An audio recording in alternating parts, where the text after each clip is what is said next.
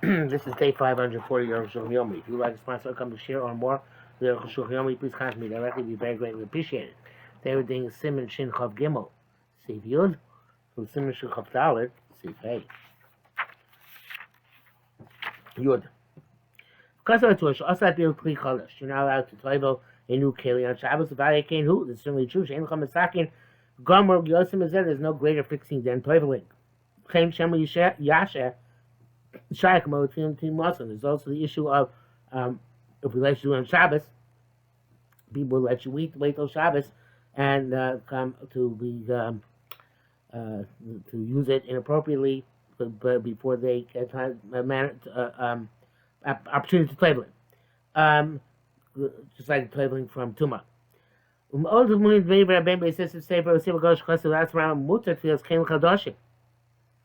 Rabbi Yosef says, according to Rambam, you're allowed to travel new kelim. But a piece of kasav, b'sif zayin mutar b'kli chodesh haton tefillah. You said you're allowed to travel a new vessel which requires tefillah. The Yeshua seems some people answer, you're allowed to. Yeshua says kulam. A person's Yeshua will cover all bases. V'yitena keli lakum b'altan will give the keli on Shabbos to a non-Jew as a gift. And go back and borrow from him. They took to be like then you don't have to travel it. Rambam. The first opinion cites like the Rif and the Rambam. Kavur b'Sifra Gadol. Both time I'm astonished. Nidal Rif causes shekasa brakatam shema yasher. Okay, according to Rif, who says the reason is you might come to delay. Efshalom arcane. You could say that it's not also to travel on Shabbos. It's just it's just like an 8 to travel, not travel on Shabbos, because you might come to leave it around. Which costs a rosh. If he times then mutter trails chadoshim. According to this, it will be mutter to also travel a new keli which you just got. I'm not. I guess presumably Shemi Asher. We said yesterday is.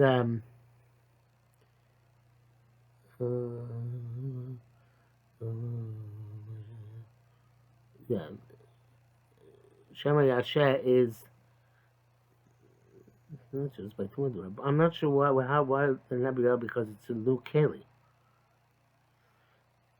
Excuse me. I'm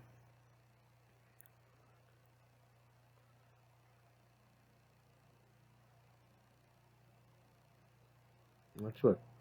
But that. I'm not sure. I don't know why the Shleminach wouldn't be shy up by a new Keli. I guess because since it's new, we want to travel as soon as possible. I don't know exactly. He says here in brackets, perhaps Shagasai also had a problem understanding why Shema Yashin is not shy up by new Kelim. But that's only a Yontif that the Rambam wrote Shema Yashin. You might leave your Kelim for Yontif, and that's why you don't allow you to travel on Yontif. But the Rambam, when he came to the Shabbos, he wrote the reason of a second Keli.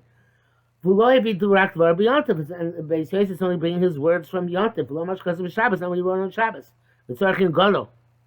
Why more about Shabbos, which he matter based on a sport which is only relevant to Yontif. We got Magni Brother says brackets. We got my mission. Magnisha showed custom Shem Yontif. The Fias came also Ayin Chum. And Yotzman out of the Kalim, the Chain Kosa Bashagas Ari, the Chain Ikaladina, no Tios Kalim, neither on Shabbos nor even on Yom Tov. Now, if Sesh Kosa Litain and Uli, that which basically said you can give it to a non-Jew, pay Matan as a gift, allow Zili show him and then go back and borrow it from him. Av Sheyesh Choshim Litain Matanos B'Shabbos, even though there's an issue not to give gifts on Shabbos, Mosh Kosam Simin Shin Vav, like we will see this already. The Come nevertheless, B'Tzorach Shabbos, when it's a necessity for Shabbos mutar v'adai, it's certainly permissible.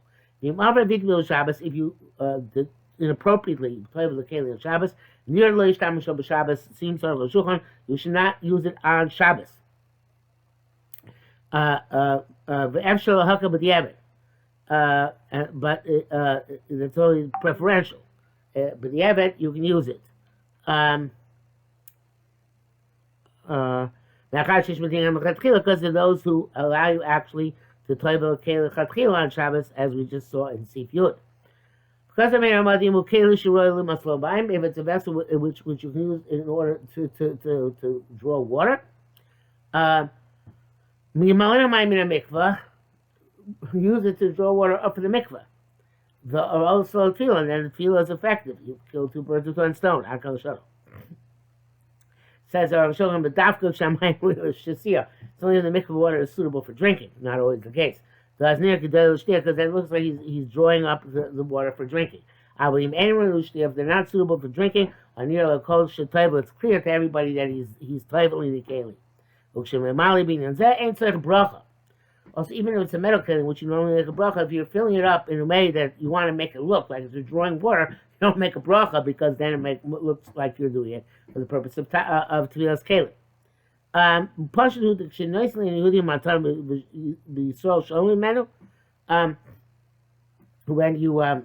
you give it to a non-Jew as a gift and the Yisrael borrows it back, that's fine for Shabbos. But the Achar Shabbos tzarich bilo v'lo bracha.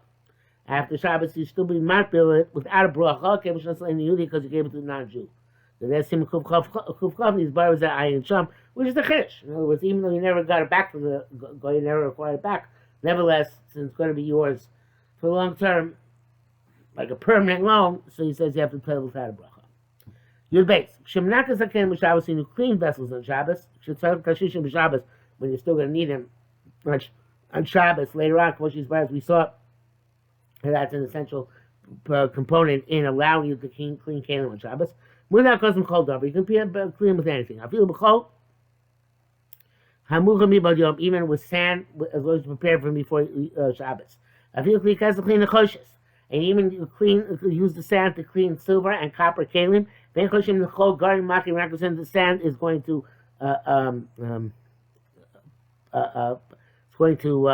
scrape and polish them.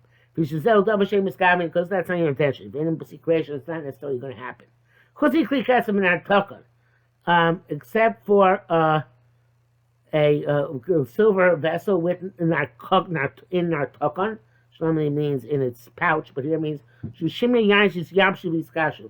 wine dregs which have become dry and hard.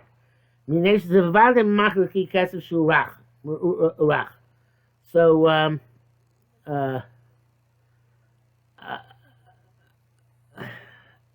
I'm not sure which is memachik. If you're using these dregs to clean the vessel, it's memachik the vessel. Or when you're cleaning out the vessel from its dregs, it's going to polish the vessel and clean it. So, as he says, they should say, it's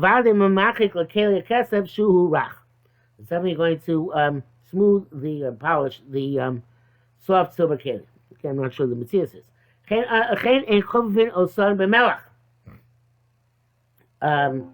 Also, you can't rub it, the keli, with salt. Because the salt dissolves when you scrub it strenuously, and it becomes dissolved in the water. Into water, Bobby knows it's like nola, like the ice when it's not in a cup of water. The cane will offer the afer now to use dirt and ashes because it's like kneading them. And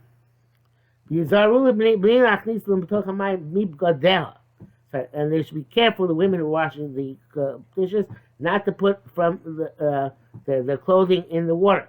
So it's not to come to squeezing out.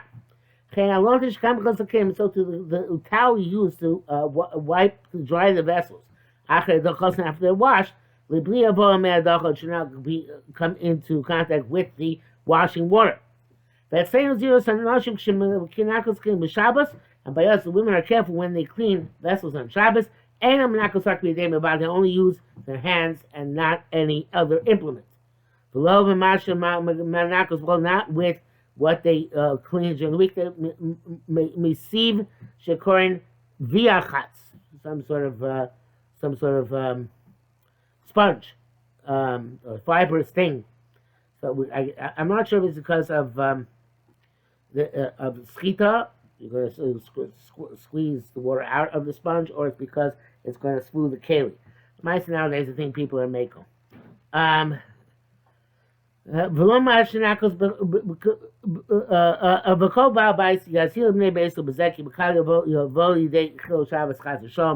Perhaps our kid a stronger day. That's we're not so concerned about this. But a person should always warn his members of the household not to come to Chilul Shabbos in this regard. Shin Chav Dalet. Dina Achoras Machal Behema. Preparing food for an animal. Aleph. Kol Behema Chayav Oshim is Zanos Alecha. Any animal, whether four-legged or a bird, which you require to feed, because they're domesticated, you're growing them in your home. The the same. You have to give them their food, and prepare what they need. Moshe's brothers we shall see. But those which it's not incumbent upon you to feed, because you're not raising them, but that means you cannot do work for them. Therefore, so you can't put water and nutrition in front of bees. And before a dove caught with doves. In front of doves who roost on your second floor. It's not a company to feed them. They fly by themselves, the loktim is on the same, and gather their own nutrition. You're also not allowed to put food in front of a pig. Mr. Burr says, if a non-Jew pay back his loan by giving you pigs, and then in which case you're allowed to keep them until you can find somebody to sell them, then the pig is called Mizonos Alecha, and you're allowed to give it food. Because now it's domesticated, and you're the domestic master of it until you can get rid of it. Okay, back to Arukh HaShulchan. Nosni, but you can put food in front of Avazim, the time it goes in front of geese and geese, I don't remember which one it is. I think it's geese. Tarnagolim and chickens, Yoni seals and domesticated pigeons. V'chein kelev shem is the zonos of domesticated doves. V'chein kelev shem zonos lechem sold in front of a dog who you're supposed to feed. Chein l'shem yisez sifid beit yalf l'shem turu no seems as the kelev chazi. The Torah says briefly you can give food to a dog but not to a pig. Ayin sham.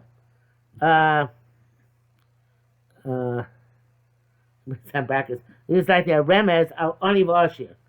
Why they pick a dog and a pig? For rich and poor.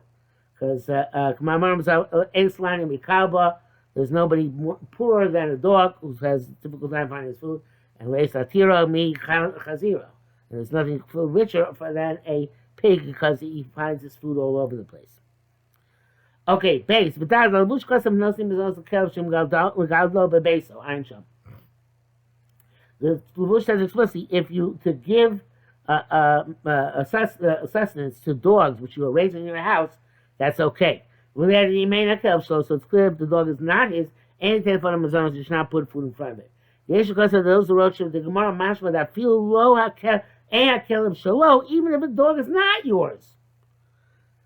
Mitzvah litelo. It's a mitzvah to give a dog to eat.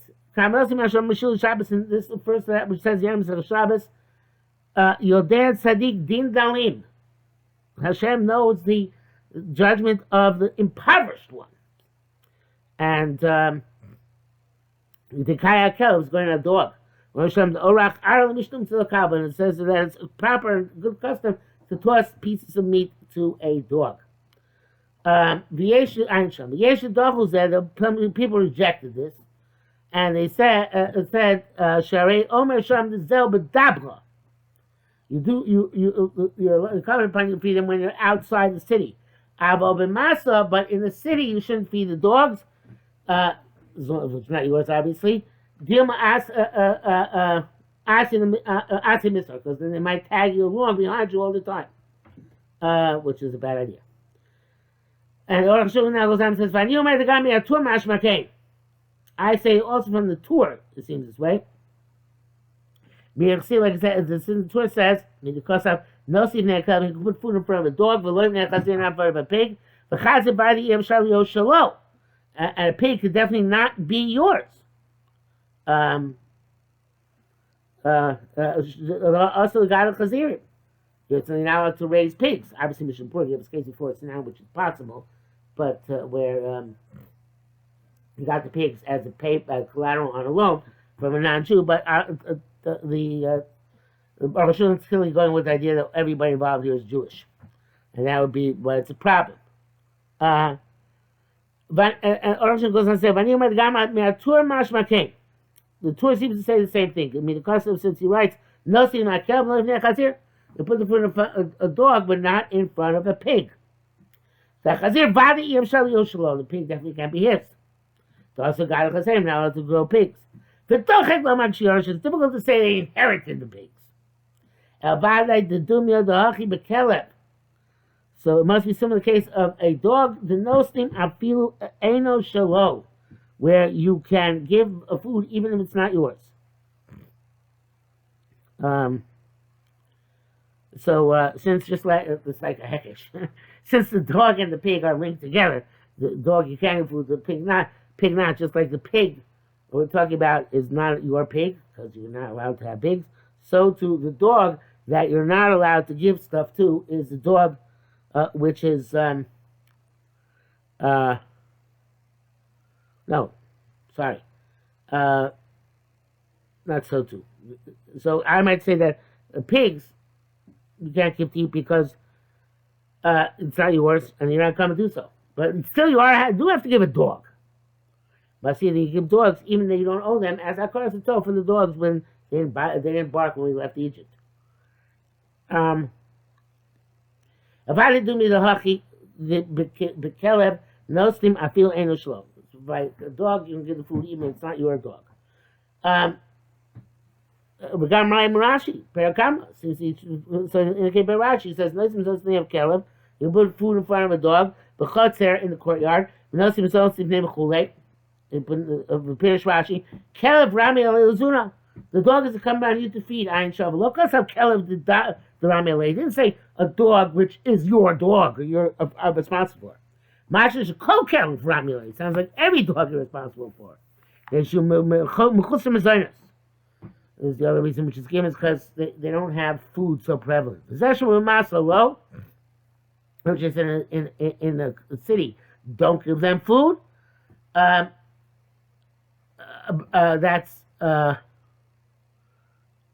it's not to make them accustomed to getting food from you.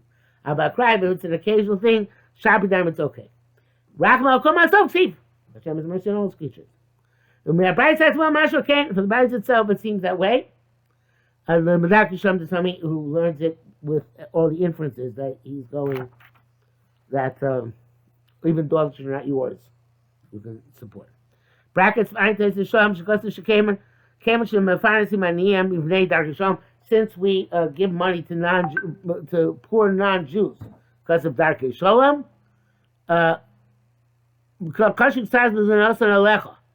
so a non-Jew is considered a little bit to be a poor non-Jew. That is his sustenance upon you. And the kol shekena kelev shu roiv. If the non-Jew is you're responsible for, certainly the hungry dog. Arukh HaShulchan says, "I was like to call about chai shani yodeh shu roiv." Any animal which you know is hungry, even if it belongs to your neighbor, if you know it's hungry.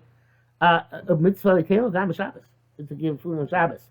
The rachman will come asopsi because the rachman will come asopsi. Hashem is mercy in everything, which is a very interesting kula. I'm actually because of a Ramashem arrived v'duk. I'm not sure how you tell something. Certain animals are hungry, but obviously there was some way of telling. Okay. Gimel yeshma misramim. Some people are upset. Amashamina they get angry. Amashamina amina b'Shabbos shira lizochitim neofos. In Shabbos Shir, people throw grains of wheat in front of the birds. For Amazon Osan Alecha. It could be custom, Pashas B'Shalach. But how can you do that? You can't feed the birds, they're not your birds. I'm nearly the minute you slow, take it! But someone says, no, it's a vow minute. Eno Turkin B'Shvilam. We're not doing it for them, we're doing it for us. Baruch Hashem. Not because we have Rachmanis on the birds. No. Rather, the Margul Fiamon, there is a saying in the Mass saying that the birds sang and Kriyas Yamsu.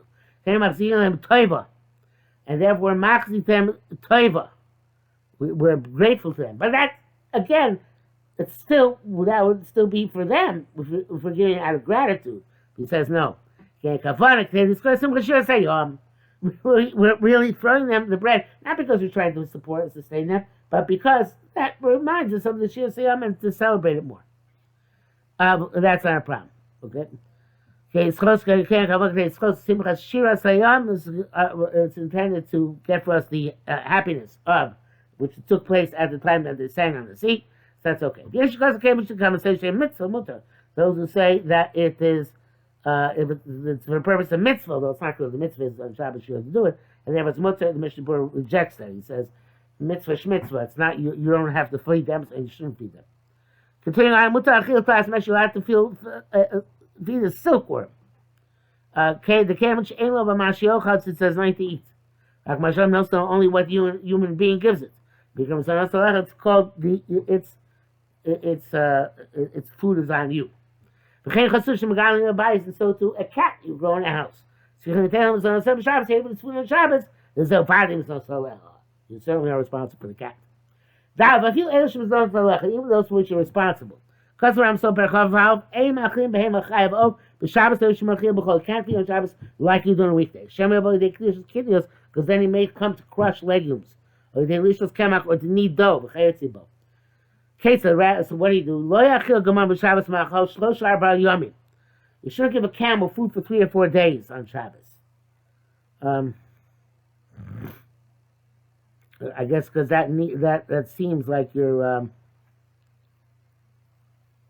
giving food to process.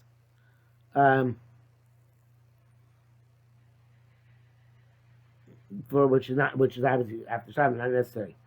The Bialacha writes that according to Rashi specifically, if you shove the food into a sort of place where you can't regurgitate it, Rambam says it's also even a place where you can regurgitate it.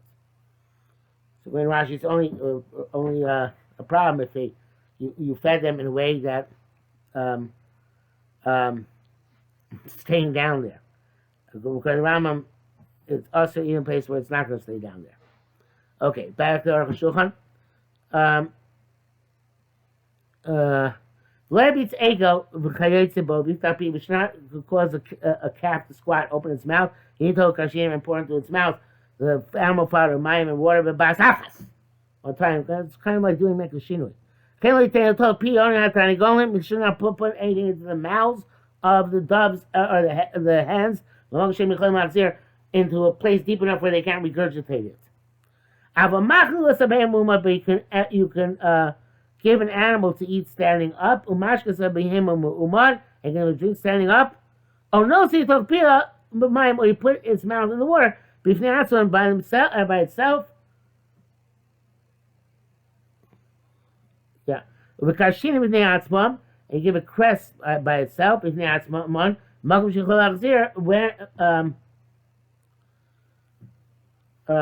in the place, even in the place where they can regurgitate it. It should be halacha as a condition from the Meir says be biyad, not bekeli. I guess it's tipping herself to what's going to be next. I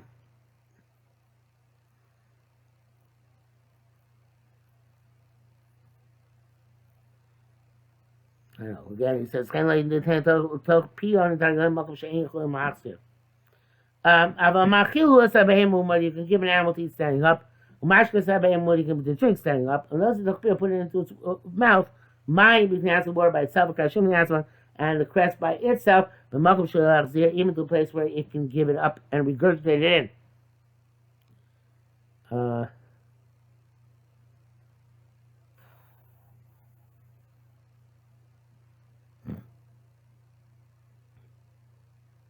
Yeah. You can also feed a bird with your hand. Where you can take the hand back at the end. Which word says that we allows it's only if it's careful not to take muktzah. According to this, don't allow to put it mamash in front of them. Something this is the end of a quote from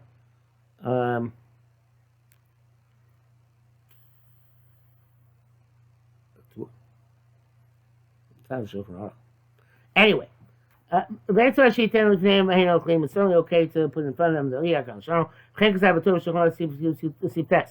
The time used to be a Ramam Shemiel de Kedisha. The problem is you might come to crush the pulverize the grain. That's why now we don't let you do it on Shabbos. The Eshkos of Shum Tircha says something is because of a lot of tircha, a lot of excessive labor. The Chem Rashi seems like Rashi, the problem is excessive labor. Tzarchil Lama Lokos Avaram that time says the question why is Ramam doesn't mention this reason. The Gam Mamisha Shamasha Shatam Mushim Tircha. The Mishnah itself seems that the reason is because of tircha, of too much effort needing to be exerted. With the bracket says Shoninu Sham Gam Hachtenos Timaim Lifnei Dvarim. Okay, whatever. It's not important for us at that point now. Hey, Kvanis Barashem Merakid Humi Avos Malachos. We learned that Merakid, which is sifting, is one of the Avos Malachos. Therefore, you can't sift hay in a sieve. I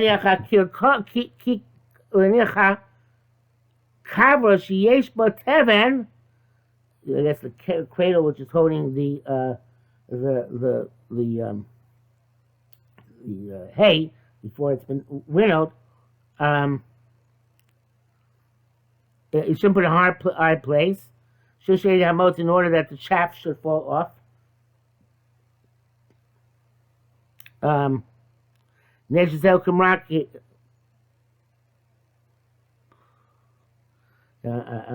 the boat here. It says, but they're going back a line.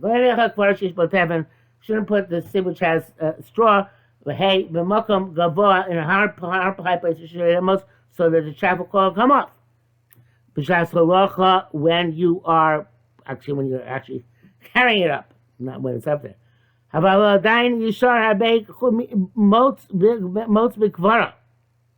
I skipped. Yeah,